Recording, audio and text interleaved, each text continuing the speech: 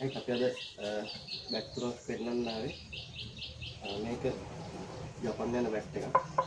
මේක 34 උස පොඩක් අදලියෙන් ඉල්ලුවා කාලයක් ගහන්න පුළුවන් බැට් එකක්.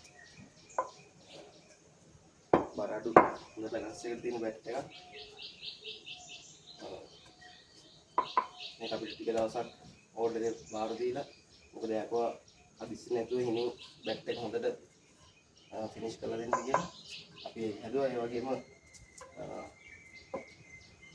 මේ බැට් එක ක්‍රියාවට යන්නේ. මේකත් හොඳ බැලන්ස් එකක්. මේක පළු දෙක බැට් එකක්. තාම හොඳ තත්ත්වෙ තියෙනවා. බර අඩු. මේකත් 34 උස බැට් එකක්. මේ දෙකම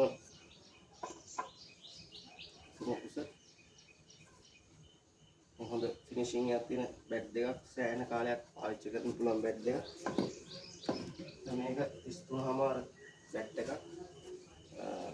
මේකත් යන්නේ කොන්යාවට.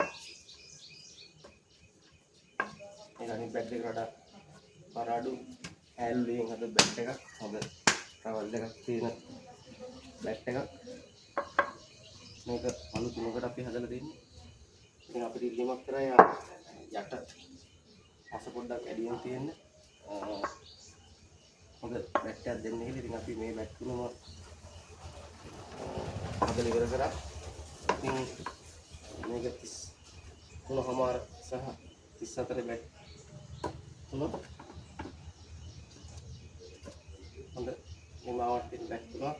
ඉතින් ඔයාලට පුළුවන් මේ වගේ අපිට ටෙස්ට් එකක් දාලා ඔයාලට ගැලපෙන බැට් එක හදාගන්න.